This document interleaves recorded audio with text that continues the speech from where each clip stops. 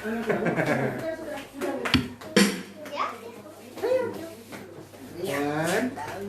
two, three.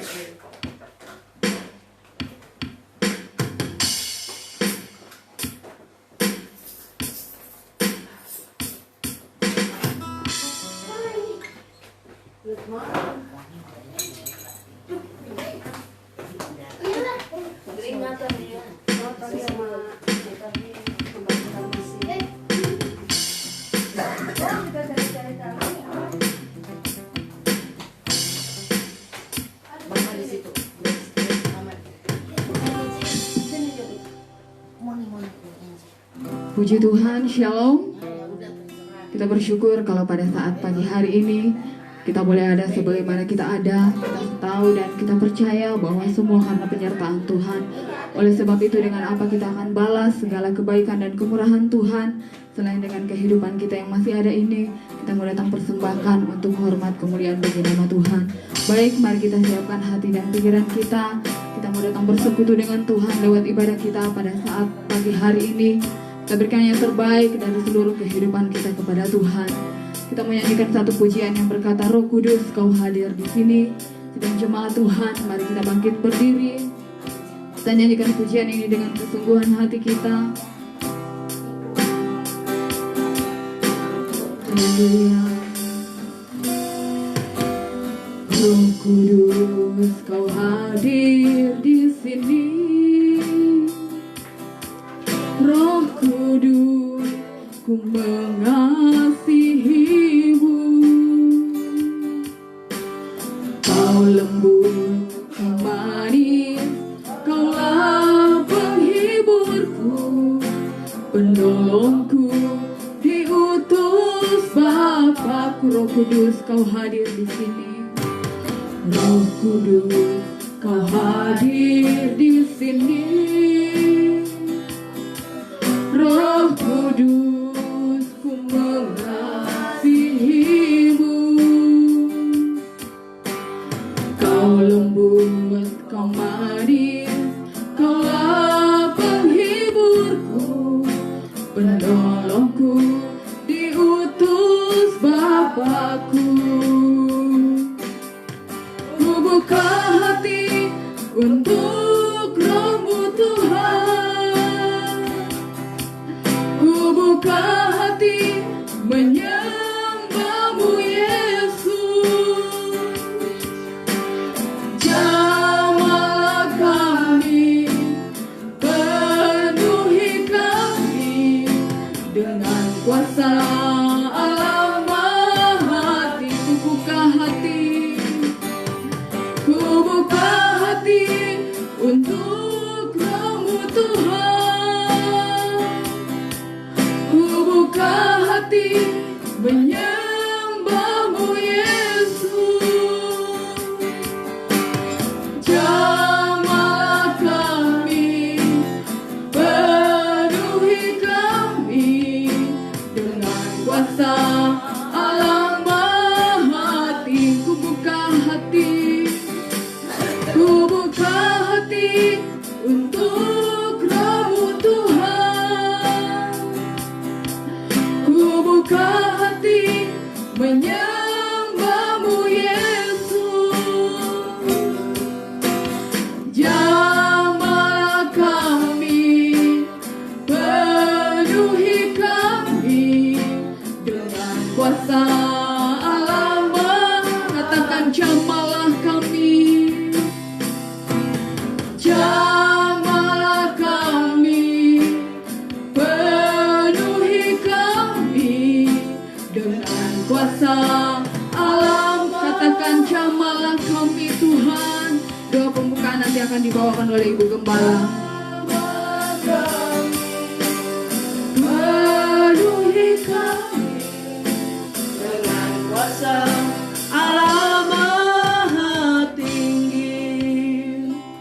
Bapa kami yang berada di dalam surga, Bapa yang kami panggil Engkau di dalam nama Tuhan Yesus Kristus. Engkau adalah gembala kami yang baik, yang tidak pernah meninggalkan kami. Dan pada pagi hari ini Tuhan, kalau kami boleh datang kepadamu, tidak lain kami rindu beribadah, memuji dan memuliakan Engkau. Dan kami percaya bahwa Tuhan ada di tengah-tengah kami. Engkau sedia melawati kami semua ya Tuhan. Oleh karena itu pada pagi hari ini Tuhan, kami datang menyerahkan seluruh kehidupan pelayanan ini ke dalam tangan-Mu. Kami mohon pengudusan daripada Engkau, agar layakkan kami menjamah pekerjaan-Mu yang kudus dan suci ini Tuhan. Dan kalau pada pagi hari ini kami boleh kembali terkumpul untuk beribadah, tidak lain Tuhan kami rindu untuk menyenangkan hati Tuhan, karena Tuhan begitu baik dalam kehidupan kami. Oleh karena itu ajar kami Tuhan untuk kami tetap setia kepada Engkau. Kami berdoa buat acara ibadah kami dari awal pertengahan sampai pada akhirnya kami menyerahkan ke dalam tangan-Mu. Dan setiap mereka yang akan mengambil bagian dalam acara ini, baik WL, pemain musik sampai pada pemberitaan firman Allah, biarlah mereka semua itu boleh tinggal di dalam urapan Allah, dan kami belum merasakan hadirat Tuhan ada di tengah-tengah kami. Sehingga apabila kami datang dengan berbagai macam pergumulan, masalah, tapi kami percaya lewat kami beribadah kepada Engkau, kami boleh kembali membawa damai, sukacita, bahkan jawaban-jawaban Tuhan boleh terjadi di dalam setiap kehidupan kami. Oleh karena itu kuduskan hati kami untuk kami dapat memuji dan menyenangkan hati Tuhan. Kami percaya Tuhan pada saat ini, di mana ketika kami beribadah, kuasa kegelapan itu tidak senang dengan berbagai macam cara yang akan mengganggu kami. Oleh karena itu Tuhan, kami bersatu hati, kami mau panggil nama-Mu, kami mau tengking segala kuasa kegelapan itu hanya di dalam nama Tuhan Yesus Kristus. Hai setan, kau keluar. Darah Tuhan Yesus Kristus yang berkuasa. Bikradulisik adeno dikrai. Terima kasih Tuhan. Kami percaya lawatan Tuhan boleh terjadi bagi kami yang ada di tempat ini, bahkan jemaat-jemaat yang ada di rumah yang menyaksikan acara ini Tuhan. Kami percaya mereka tetap diberkati oleh Tuhan. Terima kasih Bapa. Kami akan buka acara ibadah kami pada pagi hari ini, dan kami alaskan dalam nama Bapa, Putra dan Roh Kudus, hanya di dalam nama Tuhan Yesus Kristus. Haleluya.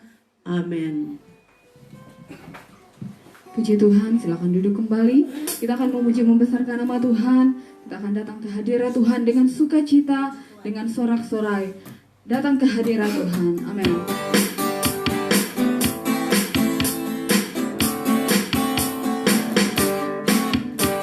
Datang ke hadirat Tuhan dengan hati yang penuh sukacita. Datang ke hadirat Tuhan dengan senyum dan muka yang gembira. Tanggalkan beban dan kesedihan yang ada di dalam hatimu. Kenakan jubah pujian, sambutlah Dia Sang Raja, dan gunung-gunung pun bersorak-sorai memuji Dia, dan pohon-pohon pun bertepuk tangan memuji Dia. Kalian kita di sini berkumpul dan memuji Dia. Yesus Tuhan Raja, Dialah yang bertahta di atas bumi.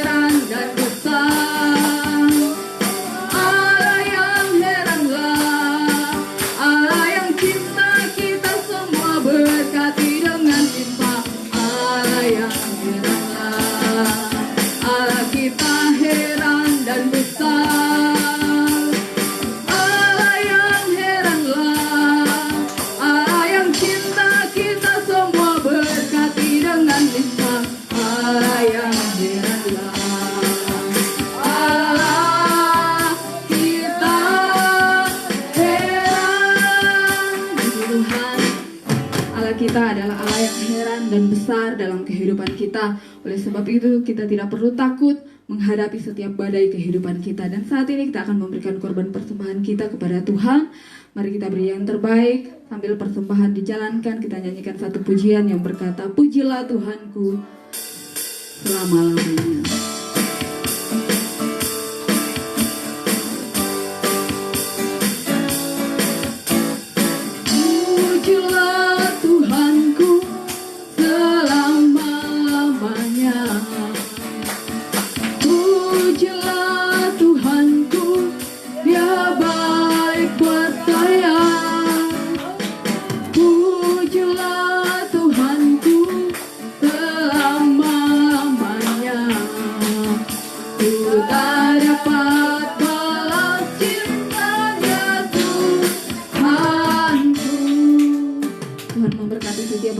Kita. Dan saat ini mari kita siapkan piring-piring rohani kita untuk diisi dengan makanan rohani, yaitu kebenaran firman Tuhan yang selalu memberikan kekuatan dan pertumbuhan yang baik dalam setiap kehidupan kita. Sidang jemaat Tuhan, mari kita bangkit berdiri, kita nyanyikan pujian yang berkata, seperti rusa yang haus, rindu aliran sungaimu.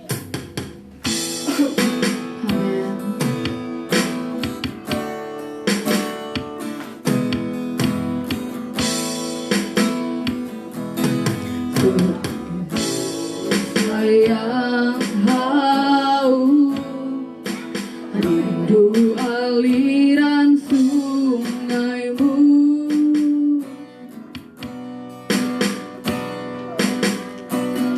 Hatiku tak tahan menunggumu bagai tanah kering.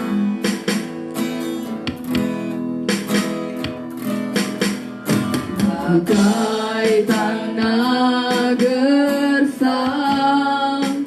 menanti datangnya hujan, begitupun jiwa kami, begitupun jiwaku. Tuhan, katakan seperti rusa yang haus, seperti rusa yang haus, rindu aliran sungaimu.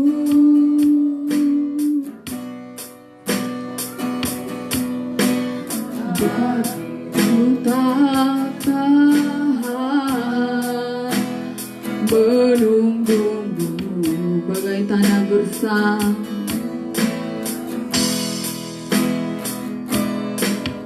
Bagai tanah gersang menanti datangnya hujan, begitupun jiwa kami Tuhan,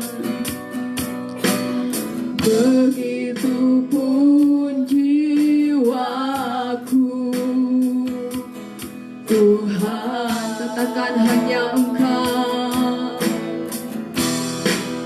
sebab hanya Engkau pribadi yang mengenal hatiku. Tiada yang tersembunyi bagimu, seluruh isi hatiku Kau tahu, dan bawaku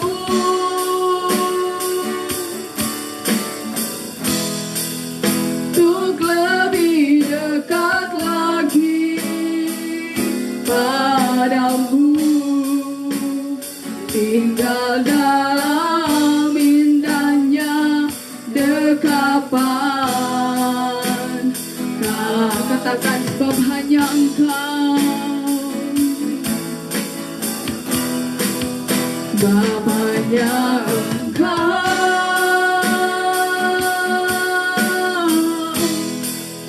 pribadi yang mengenal hatiku. Tiada yang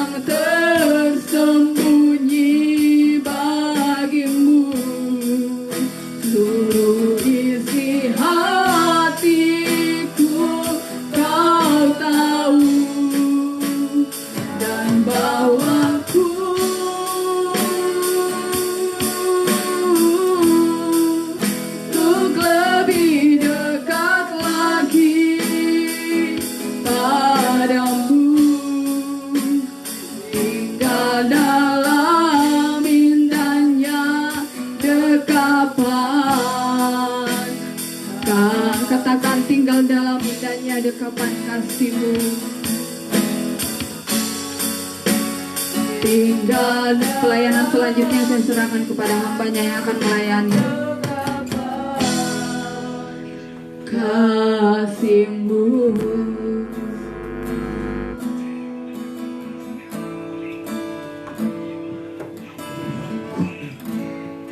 Haleluya, terima kasih Tuhan pada kesempatan pagi siang hari ini kami boleh kembali berkumpul untuk beribadah kepada Engkau. Biarlah Engkau yang mengurapi kami senantiasa, terlebih memberkati kami dengan berkat rohani tatkala sebentar kami akan mendengar firman-Mu Tuhan. Oleh sebab itu, biarlah Engkau pakai bibir lidah hamba-Mu ini untuk menyampaikan isi hati-Mu, sehingga kami boleh mendapatkan pengertian akan kebenaran firman-Mu, apa yang menjadi kehendak-Mu di dalam kehidupan kami, untuk kami selalu berjalan di dalam kebenaran sampai kami memperoleh kehidupan yang kekal bersama dengan Engkau. Terima kasih Bapa, berkati juga setiap persembahan anak-anak-Mu, hamba-hamba-Mu, apapun itu Tuhan bentuknya, maupun korban tatangan, korban perpuluhan, semuanya Tuhan Engkau kembalikan dengan berkat yang baru, membalas dengan berkat berlimpah menurut kekayaan dan kemuliaan-Mu saja Tuhan, sehingga kami boleh mempermuliakan nama-Mu. Terima kasih Bapa. Sebentar di dalam jalannya pemberitaan firman Tuhan, kami menyatukan iman kami menolak segala intimidasi kuasa kegelapan yang mencoba untuk merasuk, mengintimidasi, mengganggu pikiran kami. Kami tolak pekerjaan iblis itu. Hanya di dalam nama Tuhan Yesus Kristus, setan iblis Engkau pergi keluar. Darah Tuhan Yesus yang berkuasa, ribidis aidolo walarai. Terima kasih Tuhan, urapi kami semua, kuduskan hati kami semua di dalam nama Tuhan Yesus Kristus. Haleluya. Amin. Shalom. Selamat siang. Puji Tuhan. Ya, pada kesempatan ini kita tetap selalu bersyukur dan bersyukur kepada Tuhan, sehingga kita masih boleh diberikan kekuatan, kesehatan, bahkan nafas hidup untuk menikmati hari yang Tuhan anugerahkan bagi kita. Baik, saya tidak berkomentar lebih panjang lagi. Kita buka di dalam Galatia pasal yang kedua, ayat yang ke-20. Saya bacakan di dalam salinan lama ya, karena ayat ini menjadi ayat hafalan kita. Dan ini juga menjadi suatu pujian ya, atau lagu yang mungkin di zaman sekarang gak jarang menyanyikan lagu ini, tetapi ini sering dinyanyikan waktu tahun-tahun 90-an kali ya, kurang lebih seperti itu. Ya, Galatia 2 ayat yang ke-20 saya bacakan dalam salinan lama. Adapun hidupku ini bukannya aku lagi, melainkan Kristus yang hidup di dalam aku. Tetapi hidup yang sekarang aku hidup di dalam tubuh ini, aku hidup di dalam iman kepada Anak Allah yang mengasihi aku dan yang menyerahkan dirinya karena aku. Satu orang membaca dalam salinan baru. Galatia 2 ayat 20. Namun aku hidup, tapi bukan lagi aku sendiri yang hidup, melainkan Kristus yang hidup di dalam aku. Dan hidupku yang kuhidupi sekarang di dalam daging adalah hidup oleh iman dalam Anak Allah yang telah mengasihi aku dan menyerahkan dirinya untuk aku. Iya, puji Tuhan. Seperti yang tadi saya katakan, pasti mungkin saudara yang seumuran 30 sekarang 40 tahun, atau yang sudah 50 tahun, atau bahkan yang sudah 60 tahun, sangat familiar sekali dengan kalimat firman Tuhan ini, karena seringkali menjadi puji-pujian dari setiap orang-orang percaya. Nah, saudara yang dikasihi Tuhan, memang di dalam kalimat ini merupakan suatu dorongan dari Roh Kudus melalui Rasul Paulus. Paulus mengucapkan kehidupannya ketika dia mengalami panggilan Tuhan. Saat Paulus ditangkap oleh Tuhan, ternyata disitulah kehidupan Rasul Paulus itu mulai berubah 180 derajat. Yang tadinya dia menyatakan dirinya, aku penganiaya jemaat, Aku ini yang sering menangkap orang-orang Kristen. Aku yang sering kali menyeret mereka dari rumah-rumah ibadah supaya mereka keluar dari tempat ibadah untuk mereka tidak beribadah, berhimpun lagi. Bahkan aku memasukkan mereka ke dalam penjara. Bahkan tidak sedikit Paulus juga menganiaya orang-orang percaya pada saat itu. Dan yang menjadi suatu kisah yang terkenal di dalam Alkitab itu ketika Paulus mengizinkan saat Stefanus itu dirajam oleh batu setelah Stefanus menyampaikan firman Tuhan. Namun ketika Paulus ditangkap oleh Tuhan, dia sempat buta, tidak bisa melihat.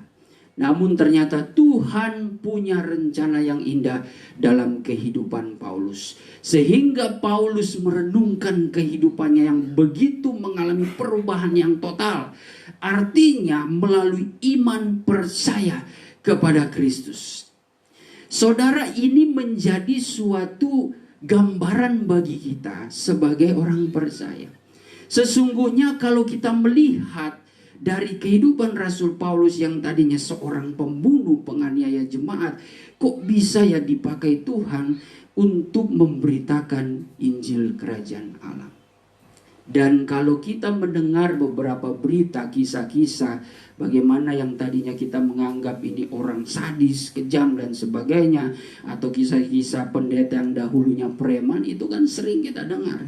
Itu suatu perubahan yang luar biasa. Artinya kita mengimani bahwa segala sesuatu di dalam Tuhan adalah sesuatu yang tidak pernah kita bayangkan, yang sulit kita selami, karena Tuhan mampu melakukan segala sesuatu. Terlebih yang bisa mengubah hati manusia hanyalah Tuhan.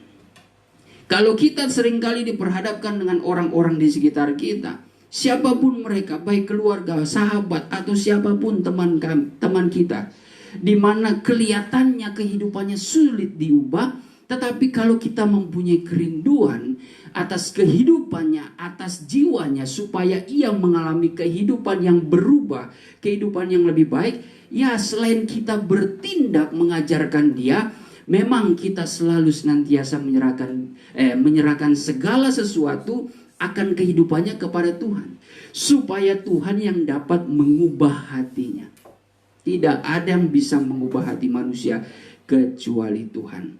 Dan biasanya cara Tuhan mengubah hati manusia, ya ada cara lembut, ada cara yang sedikit kasar, dalam tanda kutip. Tetapi apapun itu, kita selalu mengimani. Sudahlah kita berbicara tentang orang-orang lain selain kita. Kita berbicara diri kita. Lalu kita merenungkan kebenaran firman Tuhan. Sesungguhnya Paulus di sini mengatakan, adapun hidupku ini bukannya aku lagi, melainkan Kristus yang hidup di dalam aku. Tetapi hidup yang sekarang aku hidup di dalam tubuh ini, aku hidup di dalam iman kepada Anak Allah. Kalau berbicara tentang iman, wah itu sangat luas, saudara. Namun seringkali banyak juga orang percaya yang masih gagal paham tentang iman.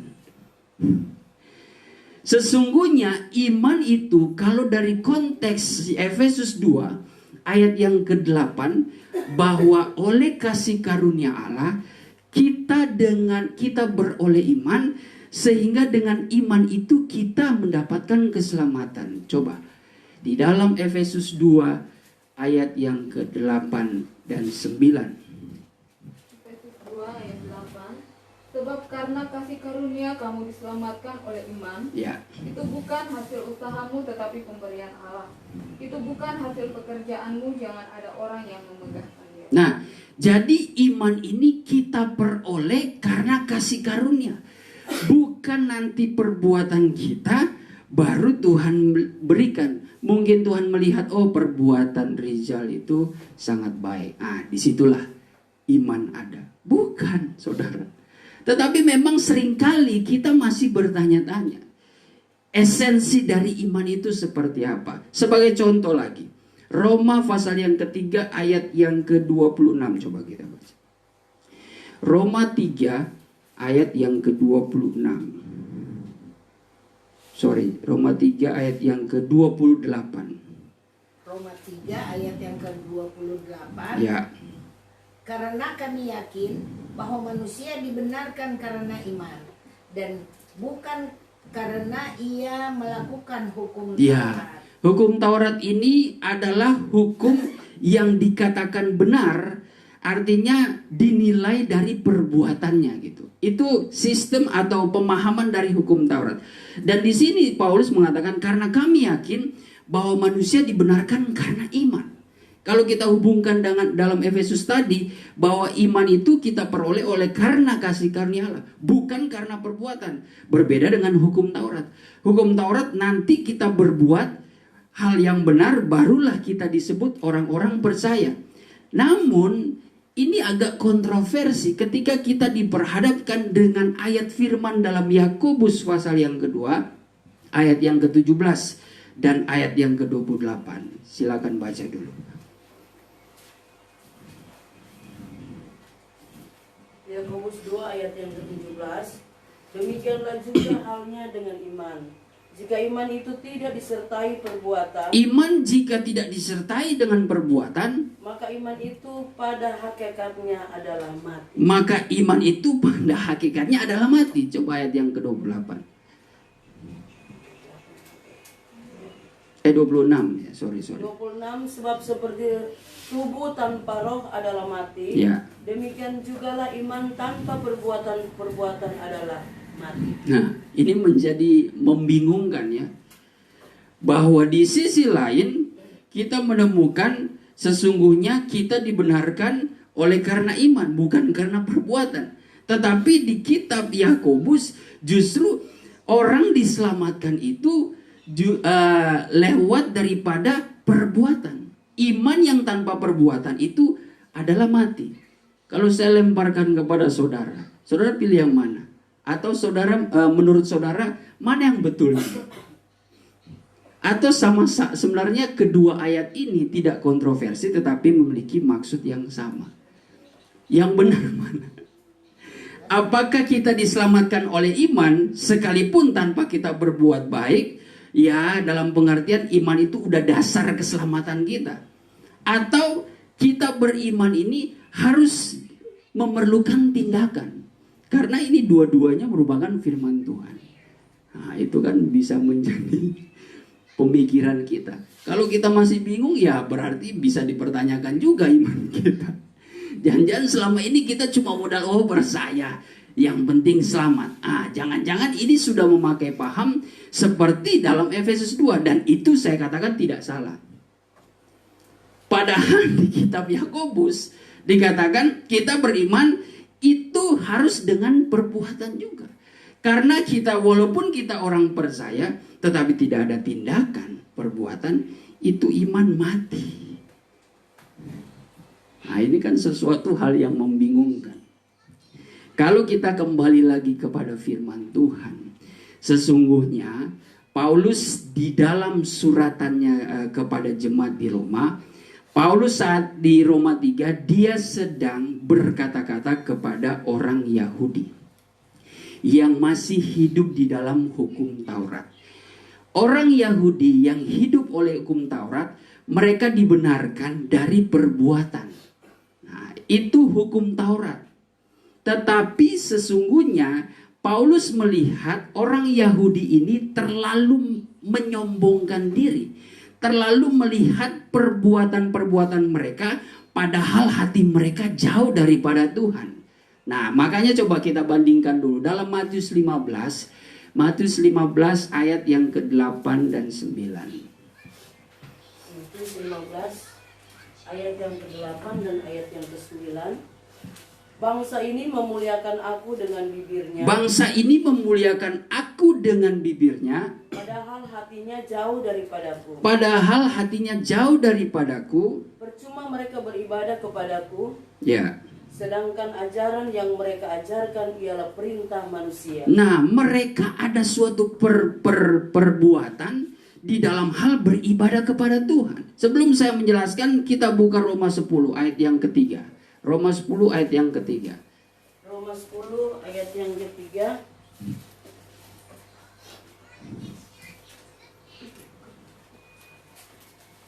Roma 10 ayat 3 silakan. Ya, Roma 10 ayat 3. Sebab oleh karena mereka tidak mengenal kebenaran Allah, Ya. oleh karena mereka berusaha untuk mendirikan kebenaran mereka sendiri, mereka tidak takluk kepada kebenaran Allah. Roma 10 ayat 3. Coba kita baca dari ayat 1 sampai ayat 3. Ya. Ayat 1, saudara-saudara, keinginan hatiku dan doaku kepada Iya. Tuhan ialah supaya mereka diselamatkan. Kedua, sebab aku dapat memberi kesaksian tentang mereka, bahwa mereka sungguh-sungguh giat untuk Allah. Mereka sungguh-sungguh giat untuk Allah, sangat relevan dengan tadi ayat mereka beribadah kepadaku. Terus, Tetapi tanpa pengertian yang benar. benar kanannya ada di ayat 2. Terima kasih. Tetapi tanpa pengertian yang benar. Artinya Tuhan melihat dalam pengertian para rasul, Tuhan Yesus juga melihat bahwa ahli-ahli Taurat ini sebenarnya mereka melakukan perbuatan ibadah, segala kegiatan Allah, namun tanpa pemahaman pengertian yang benar. Artinya kalau kita kaitkan dengan Matius 15 tadi, mereka itu kelihatan beribadah namun hatinya jauh daripada Tuhan. Kalau saya mau bahas masuk ke dalam pelayanan, nah itu bisa kena kita semua. Kembali lagi pertanyaan kepada kita. Dari hal kita melayani musik, dari hal kita memberitakan firman Tuhan, dari hal kita melayani mimbar sebagai WL, sebagai singer, lalu menyangkut pelayanan juga membawa kolekte juga, bahkan sampai hal kita memberikan persembahan pun. Apakah itu semua yang menjadi suatu kegiatan rohani, menjadi suatu ibadah, tanda ibadah sejati kita, namun sebenarnya kita memberikan semuanya itu bukan dengan tulus hati. Hanya untuk dilihat jemaat, hanya untuk dinilai oleh gembalanya, hanya untuk dilihat oleh para hamba-hamba Tuhan. Oh iya, Rizal ini senantiasa rajin memberikan perpuluhan, memberikan persembahan, senantiasa melayani dan sebagainya dan sebagainya. Namun ketika keluar dari gereja, ya kembali lagi kepada kehidupan yang lama. Kalau sudah bergaul, waduh, hilang kemuliaan di gereja itu. Terkadang ya, kehidupan pelayan-pelayan Tuhan itu ada dua sisi. Dalam pengertian ketika mereka di belakang mimbar, memang jemaat manusia bisa melihat, oh dia adalah orang pilihan Tuhan yang dipercayakan untuk melayani pekerjaan Tuhan, yang memiliki kehidupan yang suci, disiplin dalam ibadah. Tetapi belum tentu itu di luar pelayanan. Di sini kita dituntut Tuhan supaya kita memiliki hidup seperti Kristus. Coba kita buka Filipi 1 ayat yang ke-21.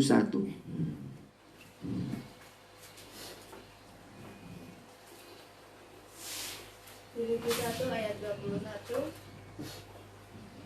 Karena bagiku hidup adalah Kristus Karena bagiku hidup adalah Kristus, dan mati adalah mati adalah keuntungan. Saudara, mati di sini bukan berarti kita mati, bukan berarti kita mau cari-cari mati. Tidak.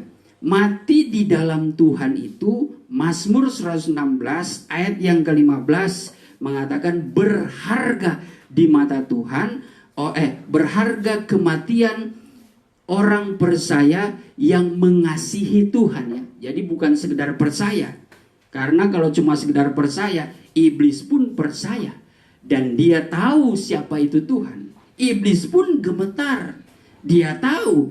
Tetapi orang percaya yang sampai kepada tingkat pengertian yang benar, yaitu mengasihi Allah.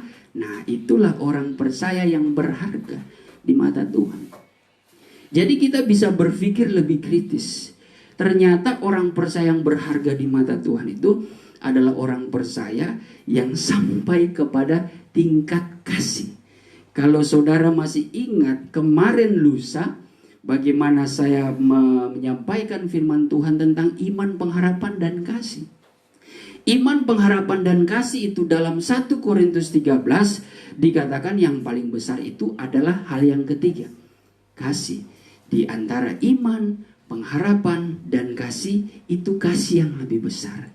Nah, kalau kita selidik lagi saudara kepada ayat yang ada di Yakobus, itu sebenarnya tidak kontroversi. Paulus hanya berbicara, misalkan saya berbicara kepada Rizal. Rizal menekankan kehidupan berdasarkan perbuatan. Rizal seorang Yahudi karena hukum yang mereka terima Taurat itu dibenarkan berdasarkan perbuatan. Baru mereka mendapatkan keselamatan, janji Allah. Namun ketika masuk dalam perjanjian baru, saya sebagai Rasul Paulus menyatakan, salah engkau. Karena orang Yahudi ini terlalu sombong dengan perbuatan-perbuatan kegiatan rohani mereka. Padahal Tuhan sudah melihat, wah ini orang munafik. Karena di zaman Tuhan Yesus itu bukan sekedar perbuatan, tetapi hatimu juga, roh kita ini betul-betul turut melakukan perbuatan daripada firman Tuhan.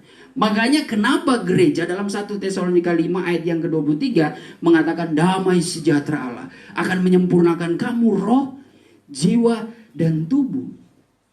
Sehingga kita sebagai gereja Tuhan dituntut kekudusan pikiran, hati kita, dan perbuatan kita.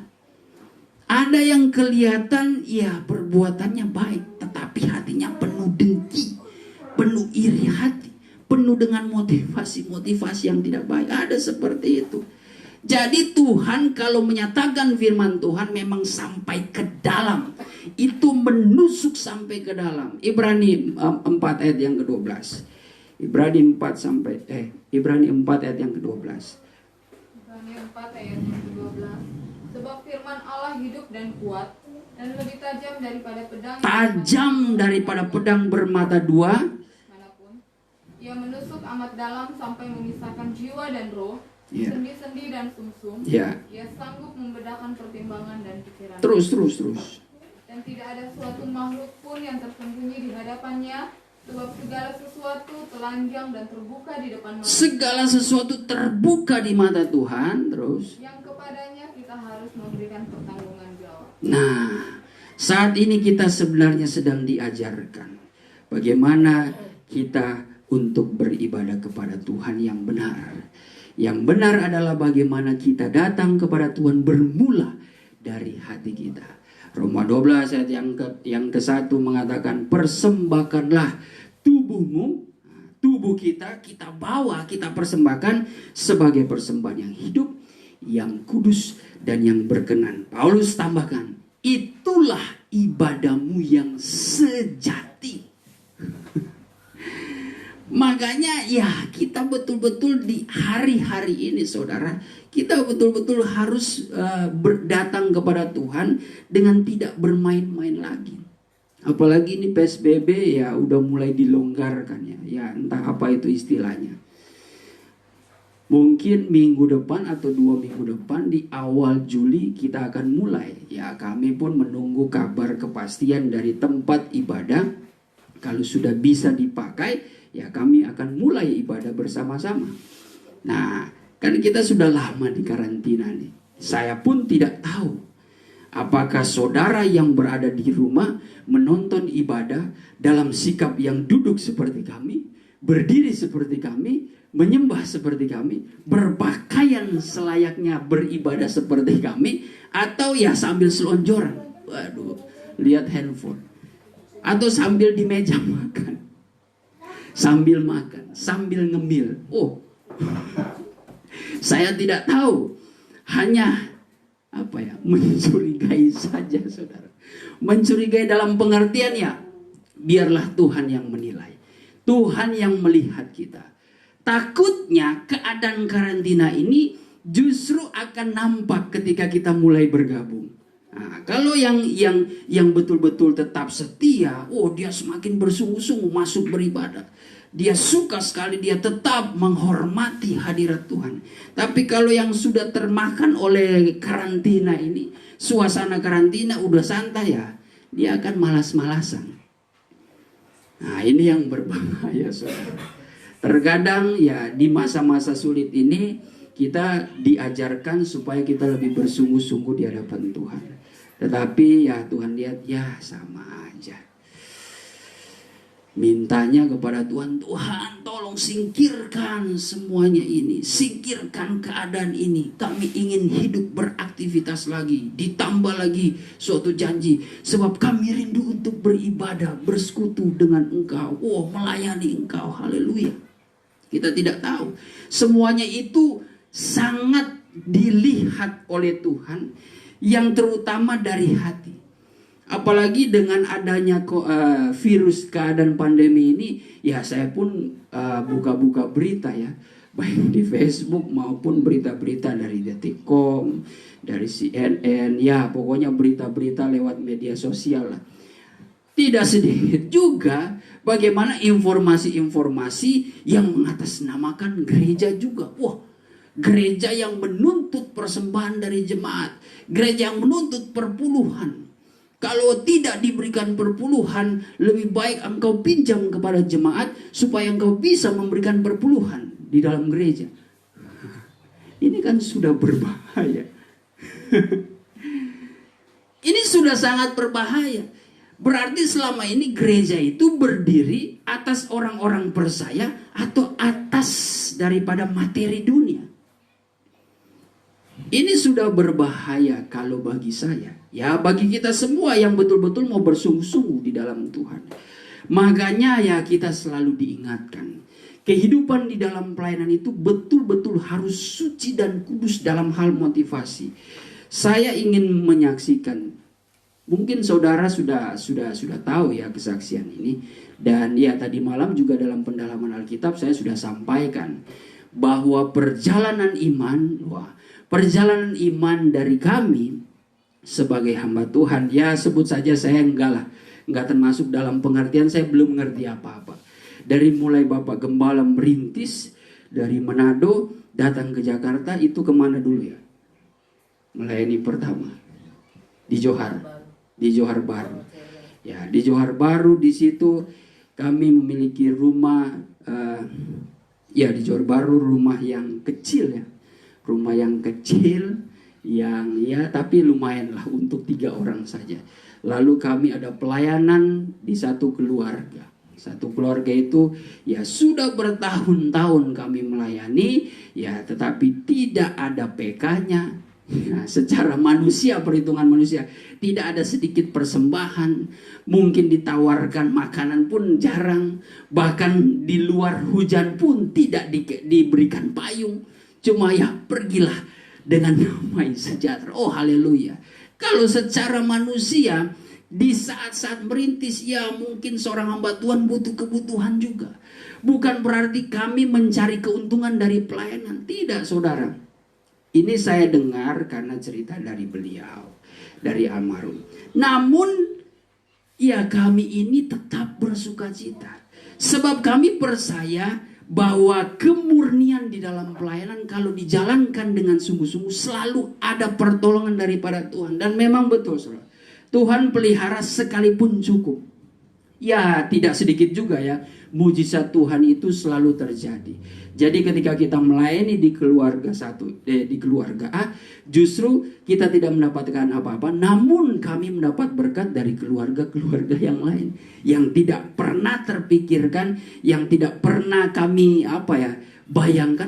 Ternyata ada berkat. Bahkan tidak jarang juga tetangga-tetangga kami yang justru beda agama, mereka memberikan makanan, mereka memberikan berkat tanpa kami minta.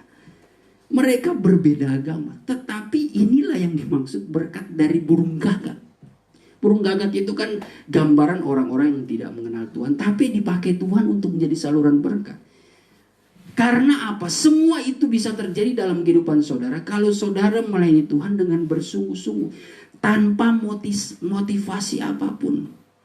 Dari mulai Johar pindah ke masih daerah Johar itu di Dr. Salindeho. Dari Johar ke Salindeho, di situ pun ya kami masih merintis. Lalu ke Rawasari. Nah, ke Rawasari, puji Tuhan itu pun ada sponsor. Sponsor yang tidak kami lobi-lobi, tidak, datang dengan sendirinya. Miss Kang Yong Sun. Nah, itu sponsor kami.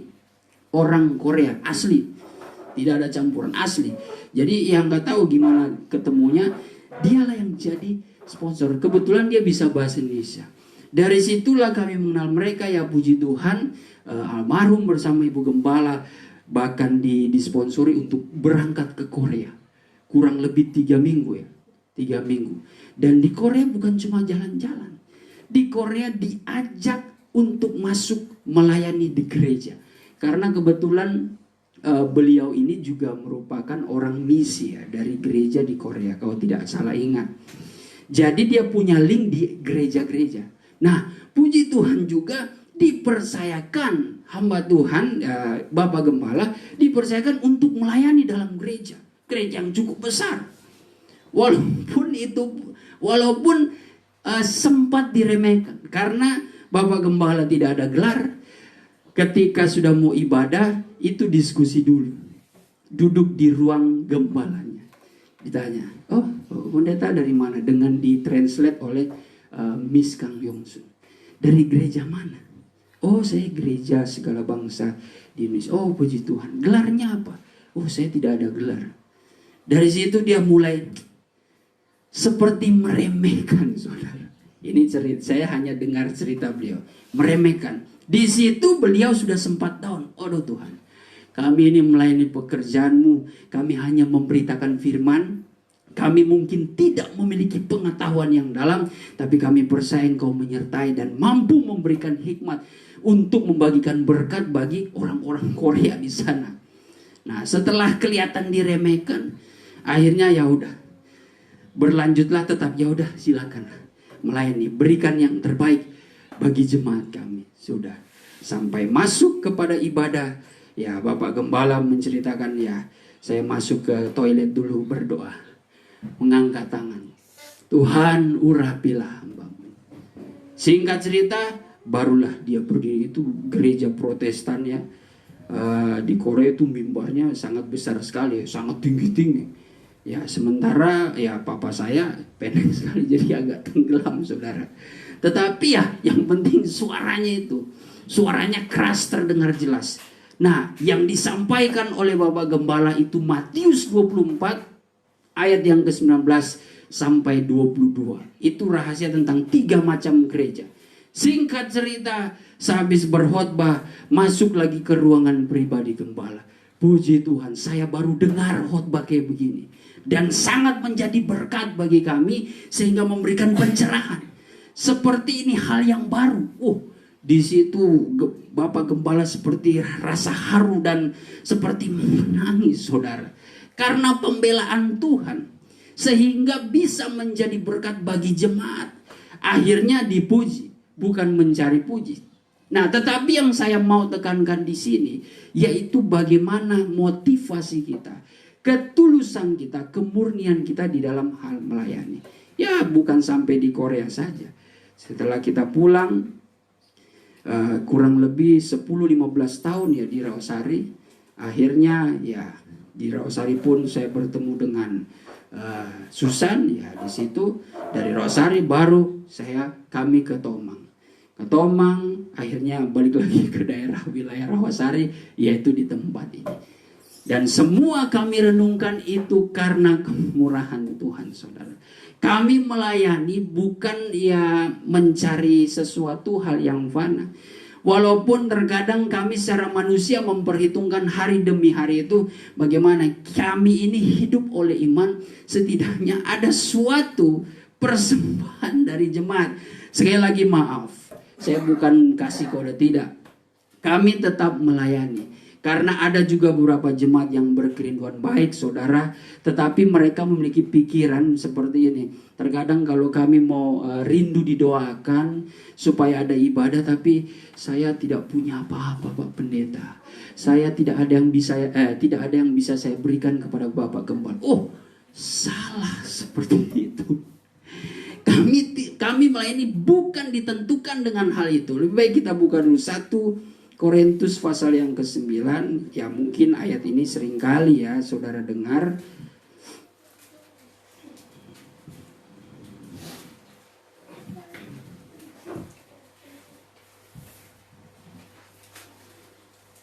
Coba baca dulu ayat yang ke-13 sampai 14. Ayat 13. Tidak tahukah kamu bahwa mereka yang melayani dalam tempat kudus mendapat penghidupannya dari tempat kudus? Tidak tahukah kamu bahwa setiap orang-orang yang melayani di dalam tempat kudus, di dalam gereja, pelayanan-pelayanan apapun itu bentuknya, pelayanan mimbar, terlebih di sini Paulus menyatakan suatu pernyataan sebagai seorang pemberita Injil bahwa sesungguhnya mereka mendapat penghidupannya dari situ juga. Terus? Dan bahwa mereka yang melayani mesbah mendapat bahagian mereka dari mesbah itu. Terus. Demikian pula Tuhan telah menetapkan bahwa mereka yang membawakan firman, memberitakan Injil harus hidup dari pemberitaan Injil. Sampai situ dulu. Mereka hidup dari pemberitaan Injil itu, dari pelayanan mereka. Ini ditulis loh. Tuhan sudah menetapkan. Artinya kami sebagai hamba Tuhan mempunyai pembelaan gitu. Dalam pengertian ini kalau secara manusia ya, ketika kami melayani memberitakan firman, kami mempunyai hak untuk itu. Kehidupan kami memberitakan Injil dan kami mendapat penghidupan dari situ. Cuma kan biasanya berbeda pikiran manusia dengan pikiran daripada firman Allah. Nah, namun dalam hal ini secara perkara lahiriah, sesungguhnya Paulus kalau di ayat sebelumnya, salahkah aku menuntut perkara jasmani? Coba kita baca dulu ya. Kita bedah dulu 1 Korintus 9 ini. Ayat yang ke-11, ayat yang ke-11 dan 12. Jadi jika kami telah menaburkan benih rohani, kalau kami sudah memberitakan firman Allah kepada saudara, berlebih-lebihankah kalau kami menuai hasil duniawi? Berlebih-lebihankah kalau kami menuai hasil duniawi? Dalam pengertiannya seperti bahasa sederhananya istilah pekal. Nah, ini artinya ya, ini Paulus yang mengatakan. Terus. Kalau orang lain mempunyai hak untuk mengharapkan hal itu daripada kami. Iya. Bukankah kami mempunyai hak yang lebih besar? Ya. Tetapi kami tidak mempergunakan hak. Nah, sampai situ dulu. Terima kasih. Paulus luar biasa ya. Kalau orang lain bekerja sesuatu bagi saudara, terus kalau orang lain mempunyai hak untuk mengharapkan hal itu daripadamu, dalam pengertian orang lain itu orang yang bekerja biasa, lalu mengharapkan hak itu ya wajar-wajar saja. Mereka sudah bekerja, pasti ada upahnya, ya kan? Apalagi kata Paulus, bukankah kami mempunyai hak yang lebih besar? Karena apa? Kami ini bekerja bagi saudara dalam pengertian memberitakan firman Tuhan, menentukan keselamatan saudara. Bukan saudara terpelihara di dalam dunia ini, tapi saudara itu ketika menerima pelayanan kami lewat doa, lewat pelayanan firman, saudara menerima firman, itu menentukan keselamatan, kehidupan yang kekal. Bukan cuma sekedar kebahagiaan dunia ini, tapi kebahagiaan di dalam sorga, saudara.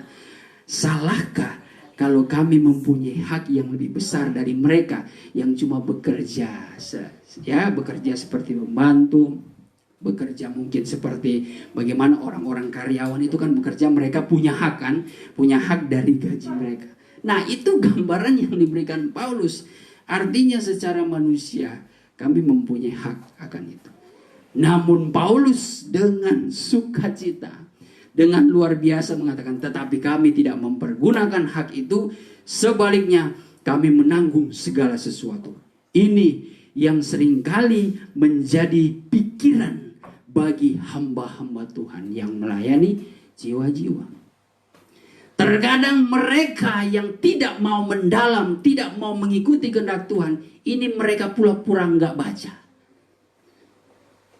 Karena di ayat ini saudara, Paulus betul-betul menutup segala kemungkinan. Karena apa yang kami renungkan dengan kami membaca, oh Tuhan, tetapi kami tidak mempergunakan hak. Ya udah. Disinilah kita diajarkan bahwa ketika kita melayani pekerjaan Tuhan, ketika kita memberitakan firman kepada jiwa-jiwa, kepada satu keluarga, ya kami tidak menuntut hak itu, tapi kami menuntut hak kepada Tuhan. Jadi sekalipun kami memberitakan firman, tidak menerima hak duniawi itu, tidak menerima PK, namun kami percaya sumber berkat itu datang daripada Tuhan. Tuhan bisa mengirim atau Tuhan punya banyak cara untuk memberkati setiap usaha kami di dalam melayani pekerjaan Tuhan. Ini dari rohaninya. Dalam hal sekuler juga seperti itu. Itu terjadi. Firman Tuhan kok universal, saudara. Saudara bekerja mungkin di salah satu kantor, di salah satu perusahaan, saudara seperti tidak puas. Saudara sudah bekerja, tapi kalau saudara bekerja dengan sukacita, selalu ada saja jalan yang dibukakan Tuhan. Kalau saudara berdoa, Tuhan pasti akan memelihara saudara, memberikan kecukupan. Entah Tuhan akan menemukan jalan, saudara bertemu dengan teman, bro, ini gue ada teman gue yang punya perusahaan gini, mungkin lu bisa bekerja di sini. Atau mungkin bagaimana cara Tuhan engkau dikeluarkan dari kantor tersebut sehingga mendapatkan pekerjaan yang baru. Pokoknya banyak cara Tuhan, asalkan kita bekerja dengan sukacita. Terlebih yang saya tekankan dalam hal pelayanan. Kalau dalam melayani pekerjaan Tuhan, bekerjalah dengan sungguh-sungguh. Pelayanan itu pokoknya luas ya. Pelayanan meja, pelayanan mimbar, pelayanan janda-janda, pelayanan anak sekolah minggu, anak-anak yatim. Pokoknya semua pelayanan yang berdasarkan kegiatan-kegiatan rohani yang untuk melayani pekerjaan Tuhan. Pasti kalau kita lakukan dengan setia, dengan bersungguh-sungguh, maka Tuhan akan memelihara kehidupan kita. Kita tidak perlu khawatir dengan hal itu. Itulah kenapa ini menjadi beban bagi kami. Namun sekaligus kembali lagi kepada Galatia 2 ayat yang 20. Bahwa hidup yang kuhidupi di dalam iman percaya kepada anak Allah. Ya, kita buka dulu ya. Dikatakan, adapun hidupku ini bukannya aku lagi, melainkan Kristus yang hidup di dalam aku. Tetapi hidup yang sekarang aku hidup di dalam tubuh ini, aku hidup di dalam iman kepada anak Allah yang mengasihi aku dan yang menyerahkan dirinya karena aku. Ini menjadi suatu pedoman dalam hidup kita, bahwa ketika kita hidup bagi Kristus, berarti kita hidup oleh iman. Tetapi iman tanpa perbuatan adalah mati. Ini adalah suatu tingkatan iman. Kalau di suratan Yakobus, sebenarnya Yakobus sedang berbicara kepada orang-orang yang beriman. Nah, Yakobus melihat orang-orang beriman ini tampaknya jangan cuma percaya doang. Jangan cuma ngakunya beriman tetapi tidak ada tindakan. Itu berbahaya, justru iman itu tidak berguna. Saudara, semoga saudara nanggap ya. Kalau di suratan Rasul Paulus, itu Paulus menghadapi orang Yahudi yang ibarat kata mereka belum berimankan kepada Tuhan Yesus. Itu tahap rohaninya. Jadi Paulus menekankan iman ini kepada Kristus itulah yang menyelamatkan. Bukan soal perbuatan dari hukum Taurat itu. Tidak. Tetapi iman. Artinya Paulus membawa dulu orang yang belum mengerti iman, esensi iman, untuk mereka masuk ke dalam itu. Cuma kalau di kitab Yakobus itu Yakobus sedang berbicara kepada orang yang beriman gitu. Saudara bisa merasakan ya, bisa mengerti ya. Artinya ada suatu tahap-tahapnya. Jadi di Yakobus ini Yakobus melihat, Yakobus menasihati untuk orang-orang yang beriman supaya mereka itu mengaku mereka beriman, tetapi harus ada tindakannya. Tidak heran kalau di Yakobus 1 ya, di Yakobus 1 mengatakan begini. Yakobus 1 ayat yang ke-21.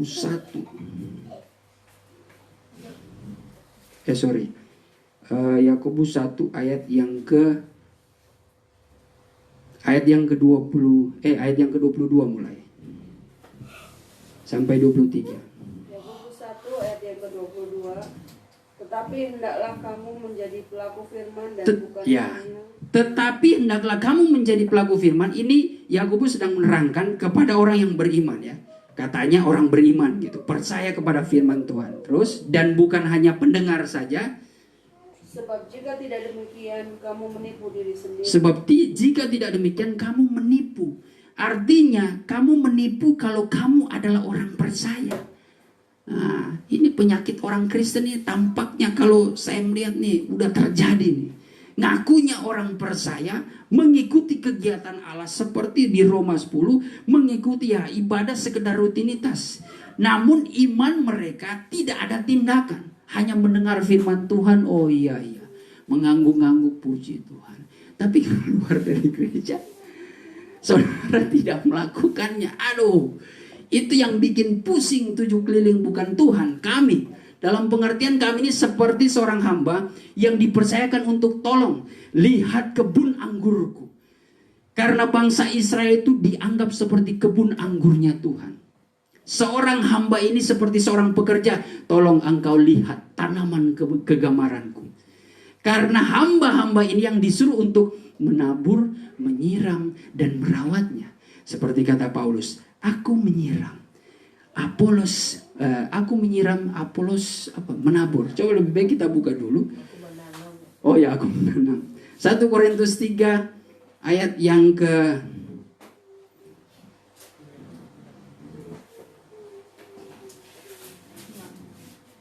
ya. 1 Korintus 3 ayat yang ke-6. Oh dari ayat 5 saja. Jadi apakah Apolos? Jadi apakah Yonatan terus? Apakah Paulus? Apakah Ibu Gembala? Pelayan-pelayan Tuhan yang olehnya kamu menjadi percaya. Yang adalah pelayan-pelayan Tuhan yang dimana jemaat itu menjadi percaya karena kami beritakan firman Tuhan. Terus? Masing-masing menurut jalan yang diberikan Tuhan kepadanya. Iya, menurut hikmat yang diberikan bagi saya maupun Ibu Gembala. Terus? Aku menanam. Saya menanam. Ibu Gembala menyiram. Tetapi Allah yang memberi pertumbuhan. Terus. Karena itu yang penting bukanlah yang menanam. Yang penting bukan yang menanam. Atau yang menyiram. Bukan yang menyiram. Melainkan Allah yang memberi. Allah yang memberikan pertumbuhan. Tetapi tidak melepaskan tanggung jawab kami di situ. Tuhan menyuruh hambaku, coba lihat itu. Pelihara tanaman kegemaranku ini. Supaya tanaman itu menghasilkan buah. Seperti seorang pengusaha, seorang petani. Dia menanam suatu pohon. Yang dia tunggu apa? Batangnya, daunnya, bunganya, buahnya yang dia tunggu. Kalau dia tabur itu benih buah jeruk, ya tentu yang ditunggu bukan daun. Ya daun jeruk mungkin ada ya. Batangnya atau rantingnya. Tetapi buahnya yang dinanti. Itu maksudnya. Namun ada pekerja-pekerjanya. Nah, pekerja-pekerjanya ini yang bertanggung jawab untuk menjaga. Melibatkan tanggung jawab kami sebagai hamba-hamba Tuhan. Tetapi kalau Tuhan melihat kita tidak ada tanggung jawab, ya Tuhan tidak akan menentukan pertumbuhan iman mereka. Tidak akan menentukan pertumbuhan iman jemaat. Itulah mengapa sebagai hamba Tuhan harus senantiasa menyiram, senantiasa menanam dalam pengertian memberitakan kebenaran firman Tuhan itu, supaya jemaat itu memiliki pertumbuhan yang baik. Nah, kita kembali lagi kepada Galatia tadi ya, Galatia 2 ayat yang ke-20. Ya, tadi dikatakan aku hidup di dalam iman kepada anak Allah yang mengasihi aku dan yang menyerahkan dirinya karena aku. Artinya dari iman kita akan bertahap sampai kepada hal kasih. Itulah yang saya terangkan di hari Jumat. Mencapai kepada hal kasih itu sudah berbicara tentang perbuatan yang didasari dengan iman. Ini yang dimaksud Yakobus. Bahwa iman tanpa perbuatan adalah mati. Digambarkan iman tanpa perbuatan seperti tubuh tanpa roh. Begitu juga kita memiliki tubuh ini, kita memiliki iman, tapi kalau tidak ada perbuatan, berarti kita tanpa roh. Sekali lagi kami mengingatkan bahwa Roh Kudus itu harus senantiasa memasuki kehidupan kita. Perbuatan yang dimaksud oleh Yakobus ini adalah perbuatan yang berdasarkan iman. Dan Roh Kudus ini adalah suatu kekuatan sebagai penolong, sebagai penghibur yang senantiasa mengajarkan engkau untuk melakukan perbuatan-perbuatan iman. Tanpa Roh Kudus, saudara tidak akan mencapai kepada hal kasih. Sebagai ayat terakhir, sebenarnya masih panjang, tetapi ayat terakhir Filipi 1 ayat yang ke-29.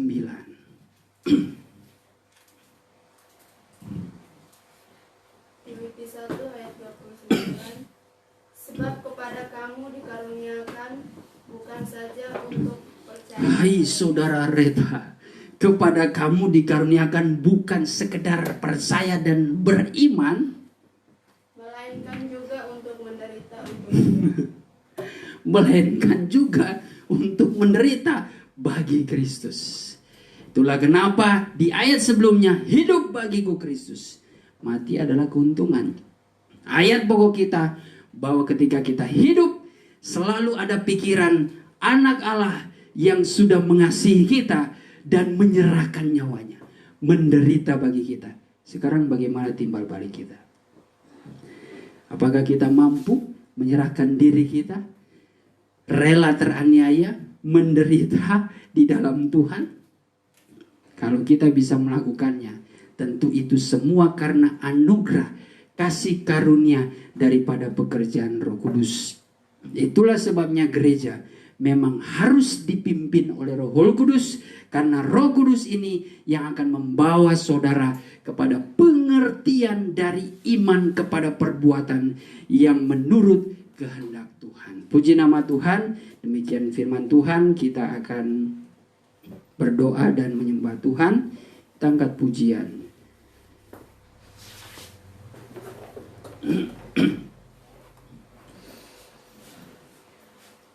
Yesus, kau sungguh baik kau.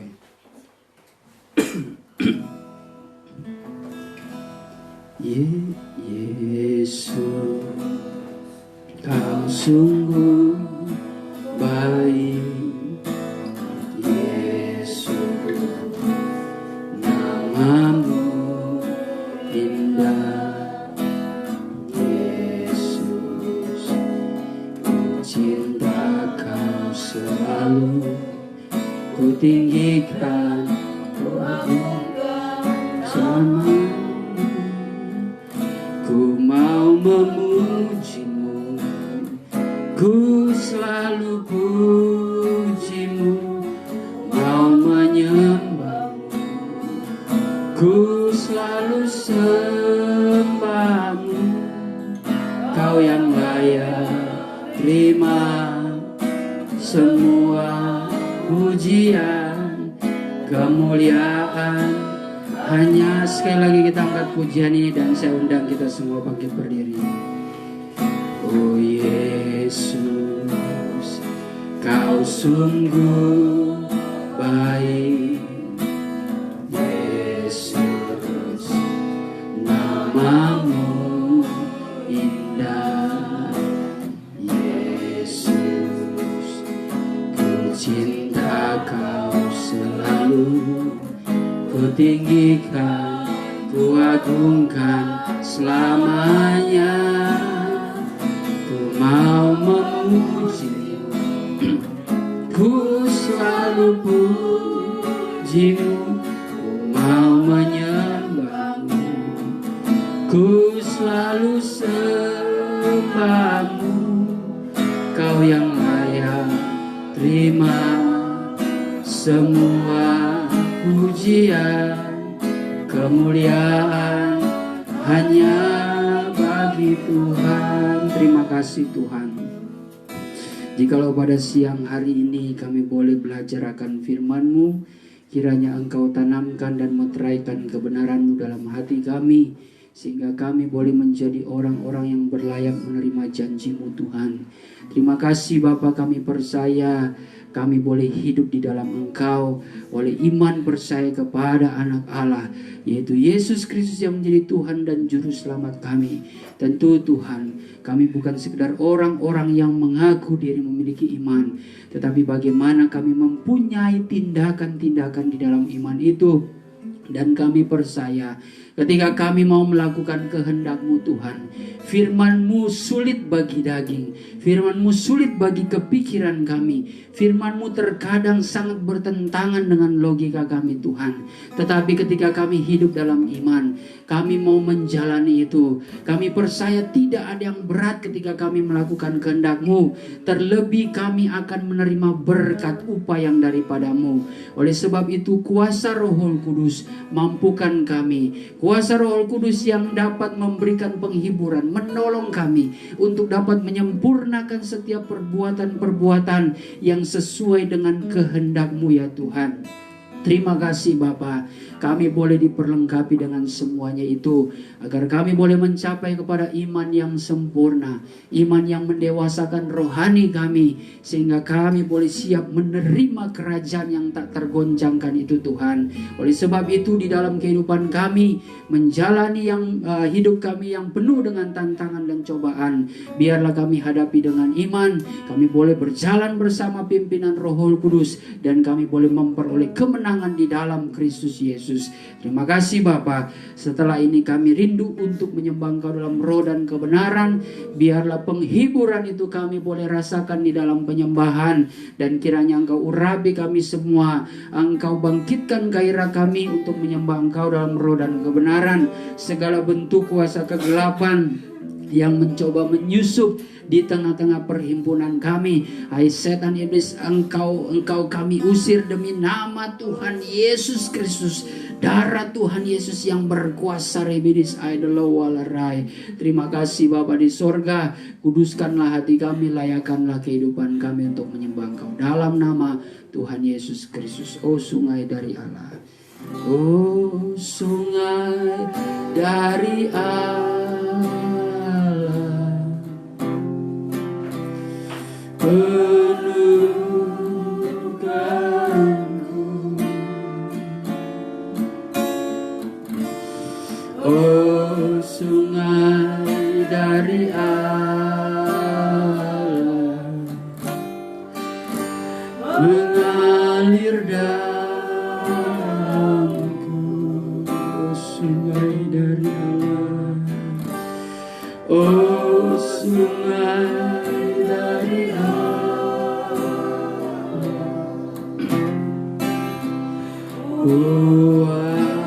puaskanku,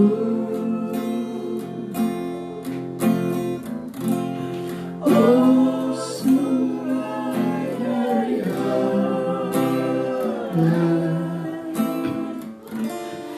kerinduanku, sambungkanlah rohmu ya Tuhan.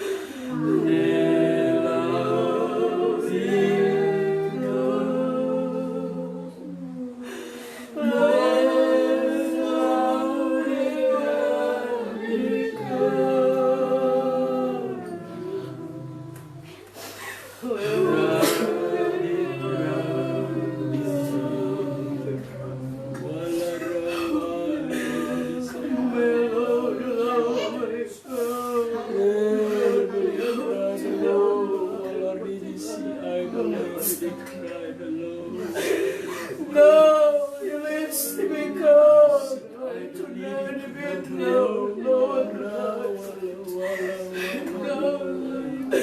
I want you now to let you not rudely to know, become to know, declare to know, Lord, see me come to know. Akulah akar dan benih daun, bintang fajar yang hilang gemilang. I devote to know. Hai hambaku dan anak-anakku, berbahagialah kamu karena aku ada di tengah-tengah kamu. Bikredul tunai, perhatikan kamu baik-baik suaraku saat ini. Aku berada di tempat yang maha tinggi, yaitu tahta kemuliaanku. Tapi aku turun di tengah-tengah perhimpunan kamu, Bikredulai, untuk membuktikan bahwa aku tidak pernah meninggalkan kamu, Bikredulai. Sebab itu menyerahlah kamu dengan sungguh-sungguh. Hormatilah kehadiranku di tengah-tengah kamu. Aku berjalan dan memperhatikan setiap kamu. Aku kenal tiap-tiap kedalaman hati kamu. Karena tidak ada satu perkara yang tersembunyi, bahkan tersamar di pemandangan mataku. Semuanya nampak dan terbuka dengan jelas, Bikredulai. Aku tahu tiap-tiap perbuatan kamu, baik atau jahat. Melenodunai, hambaku, bersabarlah engkau di dalam melayani pekerjaanku. Aku tidak pernah menutup mata bagi kamu. Tetaplah engkau tegar dalam melayani pekerjaanku. Karena ada satu waktu engkau akan melihat penghiburan yang aku akan nyatakan.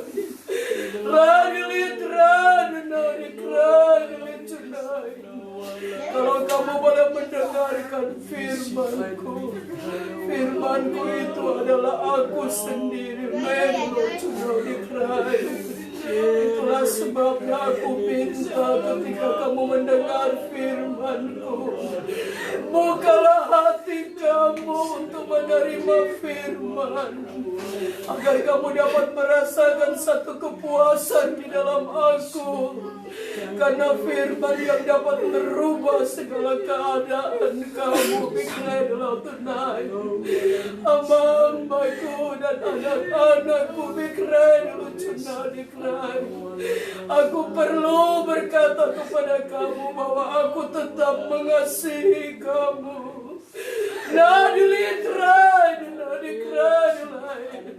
Di manakah cinta kamu kepadaku?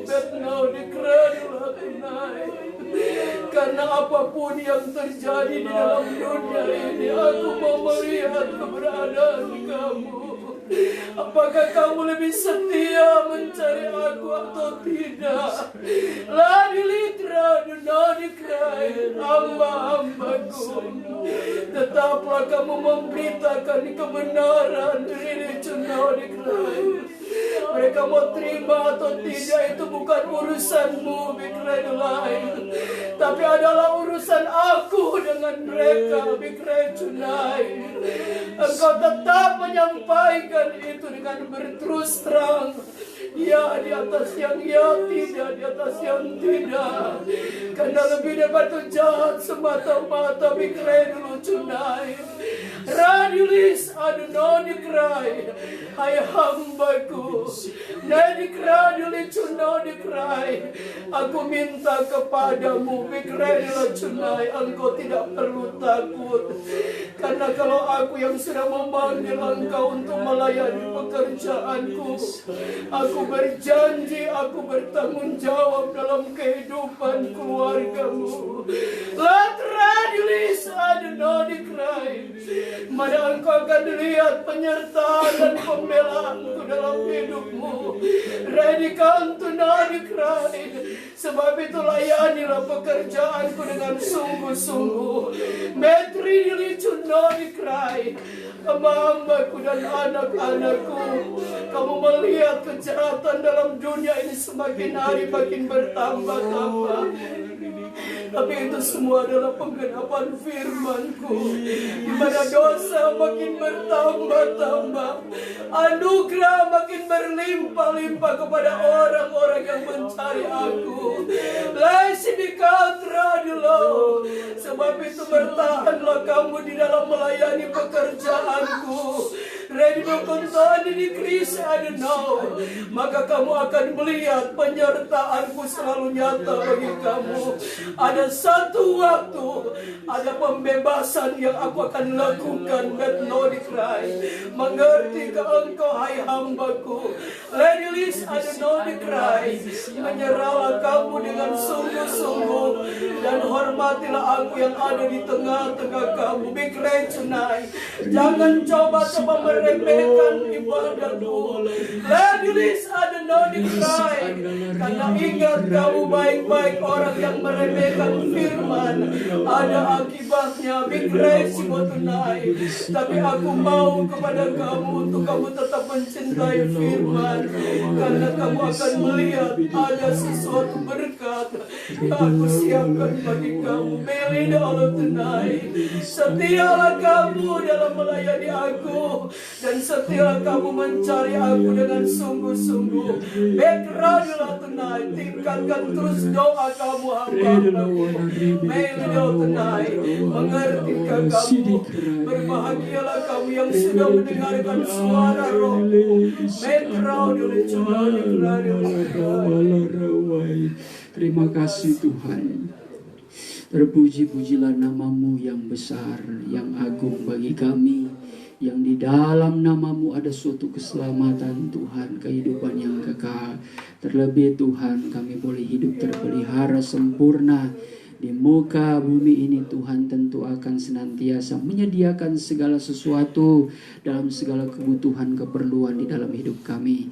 Terima kasih Tuhan, ampuni dalam segala kekurangan kami, perbuatan-perbuatan kami yang seringkali melawan kehendak-Mu. Ampunilah kami, sekedar kemurahan-Mu Tuhan, baharuilah kehidupan kami, bentuklah kehidupan kami dengan kebenaran firman-Mu Tuhan, agar kehidupan kami ini semakin layak dan siap menerima janji firman-Mu.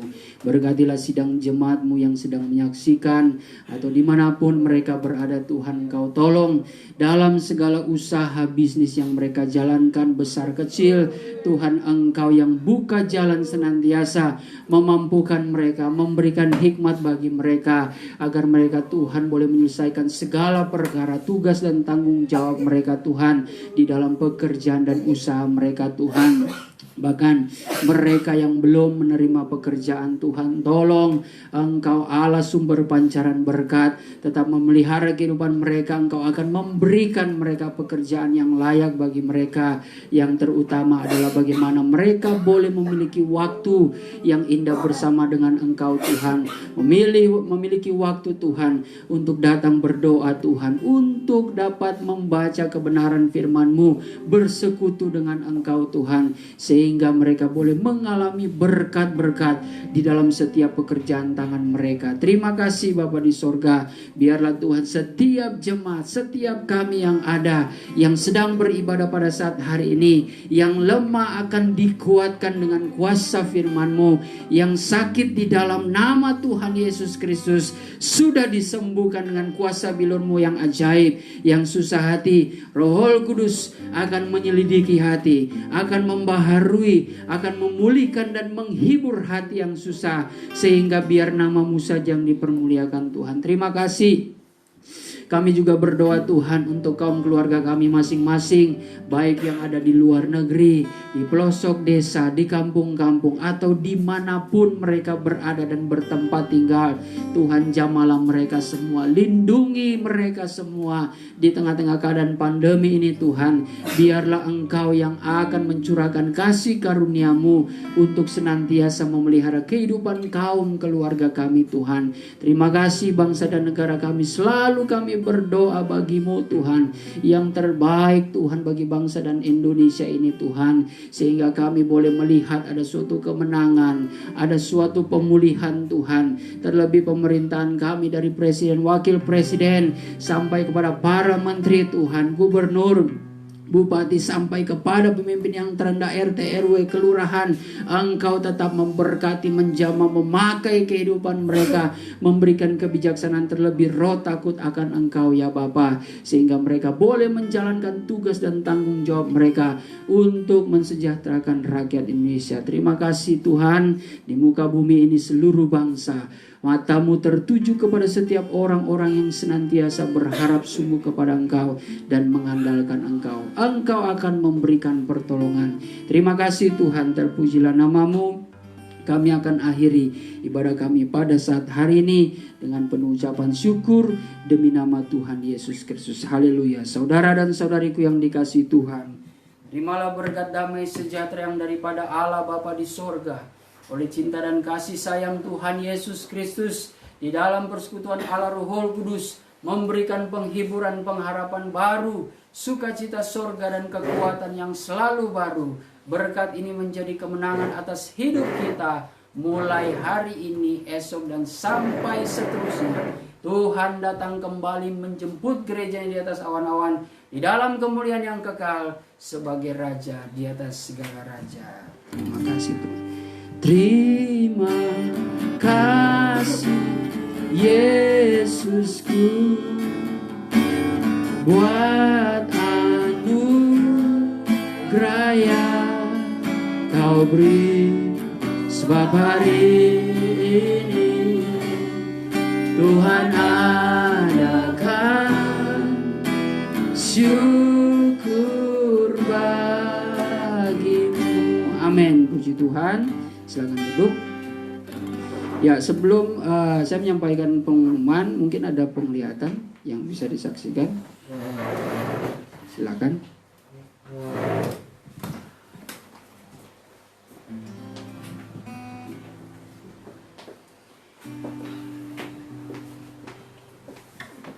Puji Tuhan, saudara-saudara. Saya ingin menyaksikan kemuliaan Tuhan yang saya nampak waktu masuk di dalam doa dan penyembahan. Saya melihat ada satu dupa itu turun di tengah-tengah kita yang sementara dibakar. Dan sesudah itu, sudah saya lihat dia mulai menyala. Tiba-tiba saya melihat ada kemuliaan Tuhan turun di tengah-tengah kita. Dan Tuhan katakan bahwa jangan kamu takut, tetaplah kamu setia untuk melayani Tuhan. Karena Tuhan katakan bahwa Dia tidak akan pernah meninggalkan kita. Kemudian saya melihat saudara-saudara waktu nubuatan itu datang kepada kita. Saya lihat Tuhan Yesus datang di tengah-tengah ini dan berbicara. Dan apa yang Tuhan katakan itu yang saya katakan. Dan Tuhan mulai berjalan dan memperhatikan kepada kita satu persatu. Dia katakan, hormatilah aku yang ada di tengah-tengah kamu. Karena ketika kamu menghormati aku, berarti kamu akan melihat dan merasakan bagaimana Tuhan senantiasa melindungi dan memberkati kita. Kemudian saudara-saudara, setelah itu hilang, saya lihat di tempat ini ada salib yang besar yang ada di depan kita. Nah, saudara-saudara, saya tidak tahu apa itu yang punya. Saya lihat salib yang besar dan begitu sinar, begitu terang banget ya, memancarkan dari salib itu. Dan Tuhan katakan bahwa kamu melayani aku bukan enak-enak. Dan saya lihat ada Filipi 1 ayat yang ke-9. Dan yang kedua saya lihat ada Amsal pasal yang ke-13 ayat 13. Kemudian Tuhan katakan, hai hambaku, tetaplah engkau setia melayani pekerjaan Tuhan. Karena Tuhan tahu keberadaannya. Tuhan katakan engkau tetap maju dan sampaikan, beritakan firman Allah. Mereka mau terima atau tidak terima, itu bukan urusan kamu, urusan engkau hambaku. Tapi itu adalah urusan Tuhan dengan mereka. Nah saudara-saudara, dan Tuhan ingatkan kepada hambanya. Dia tetap datang di depan dan dia kasih tongkat kepada hambanya. Dan dia kasih Alkitab, dia katakan, dan ini firman Allah dan engkau tetap sampaikan apa yang telah aku sampaikan kepadamu. Nah saudara-saudara, inilah kesaksian penglihatan yang saya nampak tadi.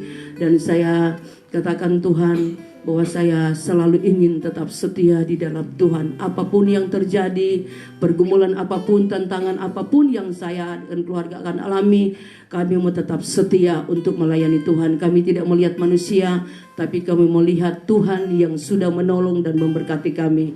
Inilah kesaksian penglihatan yang saya nampak dan saya perlu saksikan ini hanya di dalam nama Tuhan Yesus Kristus.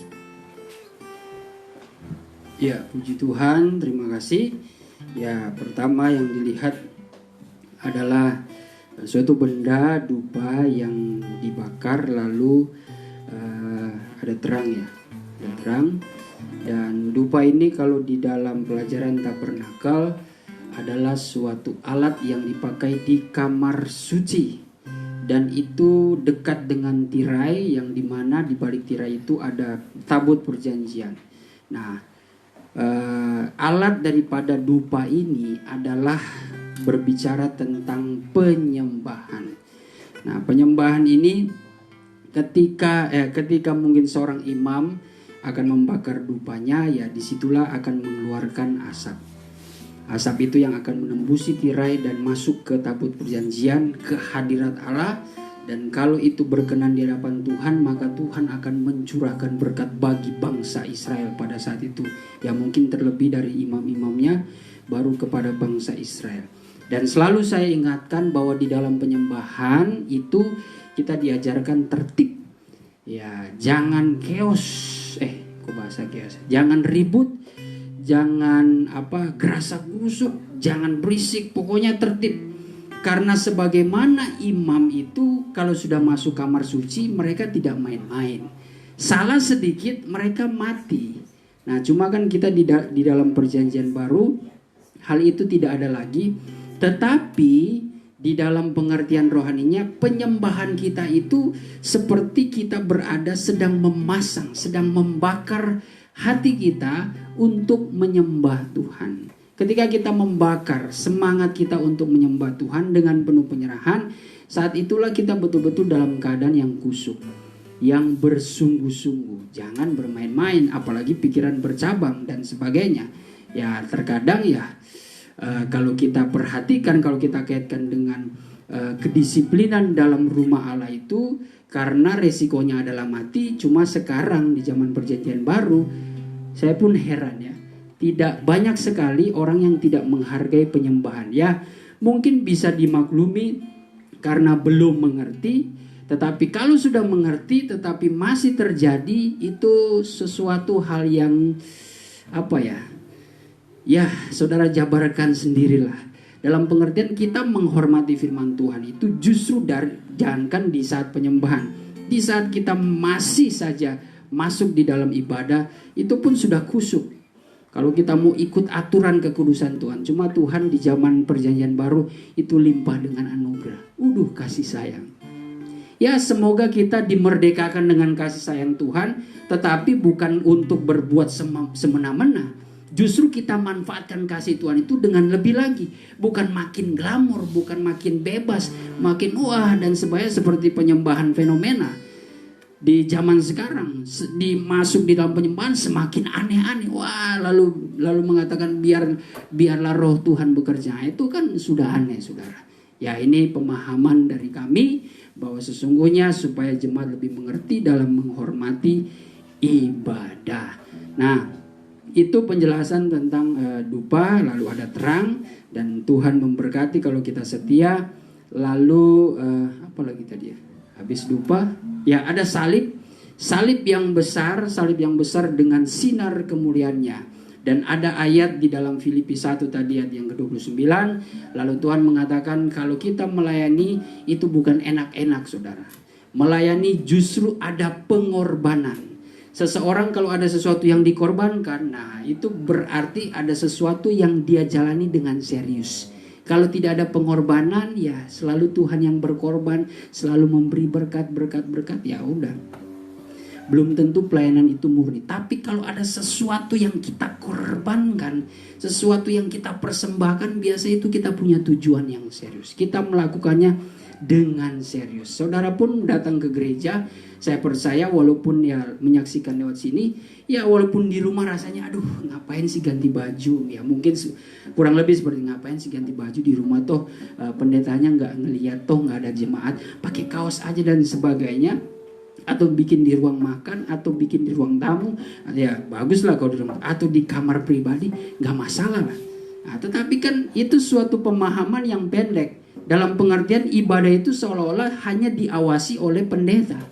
Makanya saya lebih suka pertemuan ibadah di dalam gereja, karena secara tidak langsung kita sedang diawasi, kita sedang mendisiplinkan diri, sedang mengajar kehidupan kita untuk tetap sopan dan teratur gitu.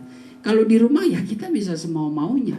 Terkadang kalau kita mau suka ikut ibadah dari beberapa gereja di Enom juga, kita pun bisa sambil tiduran. Apakah itu sikap? Lalu serta-merta kita mengatakan, yang penting kan hati Pak Pendeta. Justru kalau hatimu serius, maka engkau ada tindakannya. Itu sama seperti iman. Kalau engkau berkata yang penting kan iman. Nah, iman kalau perbuatanmu itu diuji gitu. Kalau perbuatan yang sesuai dengan iman, pasti imanmu disiplin, maka hidupmu juga disiplin. Kalau imanmu menghormati Tuhan, engkau di hadapan bos, engkau di hadapan presiden, ada engkau jalan santai, pakai baju robek-robek, pakai kaos oblong celana pendek, diundang. Nah, sekarang apalagi Tuhan.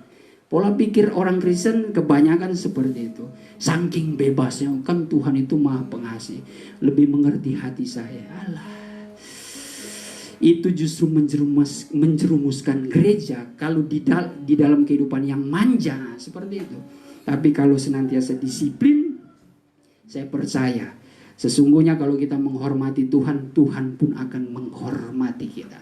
Kalau Tuhan menghormati kita, Tuhan tahu memberikan segala sesuatu yang terbaik dalam segala sikap kita beribadah menghadap Tuhan. Nah, itu ya. Jadi salib di sini berbicara suatu pergumulan dalam kehidupan kita, baik dalam pelayanan walaupun dan juga di dalam kehidupan kita sehari-hari. Jadi jangan takut mengikut Tuhan, jangan takut dengan salib. Justru di dalam salib itulah saudara ada kasih Allah. Kalau tidak ada kasih, boro-boro ngapain aku mau memikul salib. Kita ada perasaan cinta dan kasih kepada suami atau istri, ya karena kita dengan perasaan cinta kasih itu kita mau berkorban gitu. Mau hidup susah, nah, apalagi dengan janji kan, hidup susah senang, wah suka maupun duka, aku tetap mencintaimu. Wah, itu sering diikrarkan di dalam janji nikah. Nah, kita mau menikah dengan Tuhan seperti itu, ada suatu perjanjian yang diikat dan Tuhan sudah berani menyatakan dirinya di kayu salib nih. Aku mengasihimu tidak main-main, aku mati dianiaya demi kamu. Sekarang apa yang kita lakukan bagi dirinya? Bisakah kita mau memikul salibnya? Atau kita mengeluh, cengeng, tidak bisa bermegah di dalam kesengsaraan. Nah, saudara masih kanak-kanak yang masih mudah terpengaruh dengan ajaran, bahkan kemanisan dunia, ketimbang kita mau mengikuti kehendak Tuhan. Jadi salib itu bukan suatu momok, bukan sesuatu yang menakutkan, tapi salib sebagai tanda peringatan bahwa kita ini membuktikan kita bukan hidup sebagai orang percaya saja, melainkan hidup yang menderita bagi Dia. Maka ada kemuliaan daripada salib itu, yaitu kemenangan. Puji Tuhan. Dan itu aja ya, salib ya. Oh ya, ayatnya pertama Filipi 1 tadi sudah dibaca ya, Filipi 1 ayat 29. Lalu ayat selanjutnya Amsal berapa? Amsal 13 ayat 13. Oh, itu yang meremehkan firman kalau tidak salah. Coba Anto baca Amsal 13, bisa nggak tuh? Perjanjian lama ayat yang ke-13.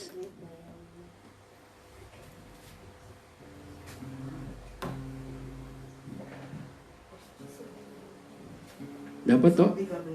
Ayat 13. Ayat 13. Ya.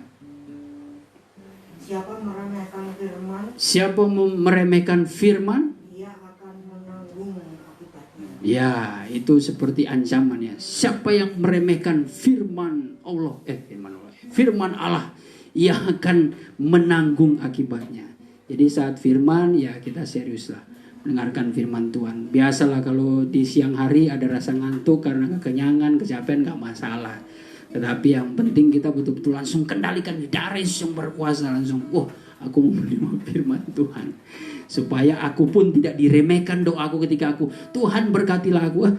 Kamu saja tidak mau dengar firmanku, mau minta berkat dari aku. Enak saja. Seperti itu. Tapi kalau kita melatih diri kita, haleluya. Kita tandanya menghormati dia. Dan dia akan menghormati kita. Puji Tuhan. Demikian penjelasan sampai situ ya. Penjelasan dari saya tentang penglihatan. Kalau saudara yang melihat penglihatan saat penyembahan tadi, bisa di-share langsung di kolom komentar saja, atau bolehlah kalau saudara rasa agak canggung melalui saya, nanti saya masukkan di kolom komentar. Oh ya, dan pengumuman apa tadi ya? Selesai ibadah, ya kalau saudara ada waktu, marilah menyempatkan untuk kita berfellowship di aplikasi Zoom ya. Di aplikasi Zoom kita bercerita sebentar, dan mungkin sekaligus saya akan mendoakan juga saudara yang mungkin bisa saya doakan lewat aplikasi Zoom. Pertemuan di dalam Zoom itu supaya juga kita bertemu di dalam Zoom ini nggak cuma bertemu say hello begitu, tapi ada suatu berkat secara rohani juga yang boleh saya layani saudara, atau mungkin kita bisa saling mendoakan ya. Seperti itu saja pengumumannya sebentar ya, mungkin jam 1 atau jam 2 nanti saudara Yopi akan mengkoordinasinya. Ya, saya kira itu saja. Terima kasih, Tuhan Yesus memberkati, tetap setia di dalam Tuhan. Amin.